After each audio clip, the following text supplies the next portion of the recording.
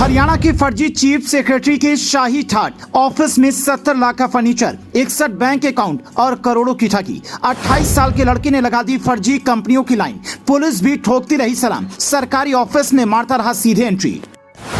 एक 28 साल का लड़का जो अपने आप को हरियाणा का चीफ सेक्रेटरी बताता था और लोग मान भी लेते थे, लोग ही नहीं अधिकारी भी मान लेते थे। आखिर मानते भी कैसे नहीं, उसके पास हरियाणा चीफ सेक्रेटरी का झंडा था, 60 जाली पासपोर्ट, वो भी स्टिकर के साथ, 5 wireless set, 61 bank account, 41 passbook और चेकबुक, 2 स्कॉट गाड़ी का झंडा, 2 पुलिस की लाइट, 6 लग्जरी गाड़ियां, 10 कमांडो की वर्दी, 5 विधानसभा के स्टिकर, 3 जाली और 1 असली पासपोर्ट, 20 कनाडा की नागरिकता के सर्टिफिकेट, 40 जाली वीजा स्टिकर, 5 विदेशी ड्राइविंग लाइसेंस, 1 होम सिक्योरिटी का आई कार्ड, 2 पंजाब पुलिस के आई कार्ड, 1 312 बोर की राइफल, 1 45 बोर की पिस्टल, 99 ग्राम सोना और 50 लाख रुपए नकद। ये सब 28 साल के लड़की के पास से मिला है जो खुद को हरियाणा का चीफ सेक्रेटरी बताता था। उसकी हवाबाजी ऐसी थी कि पूर्व फौजियों को कमांडर बनाकर साथ में लेकर चलता था।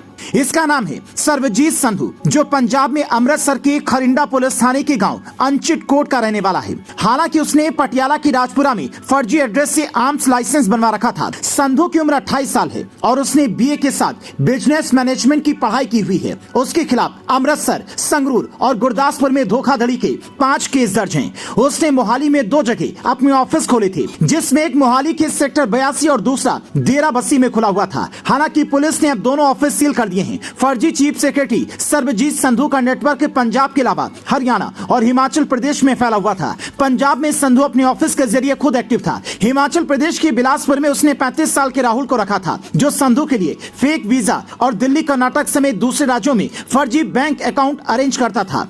राहुल ने MBA फाइनेंस की डिग्री ले रखी है। हरियाणा में उसका साथी रवि मिश्रा था। गुरुग्राम का रहने वाला रवि मिश्रा साइंस ग्रेजुएट है और संधू के लिए फेक बैंक अकाउंट बनाने में मदद करता था।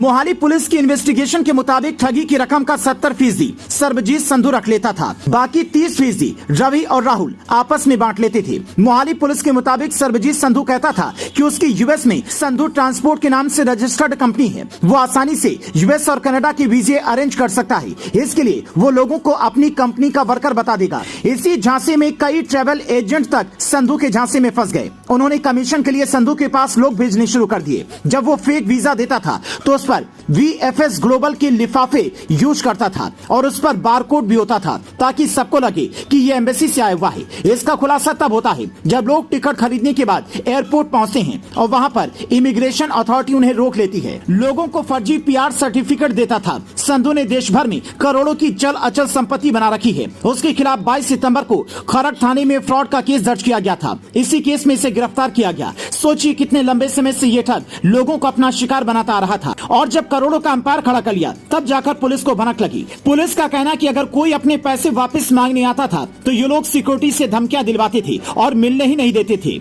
यही धंधा इन्होंने चला रखा था और सब कुछ फर्जी तरीके से ऑपरेट कर रहे थे।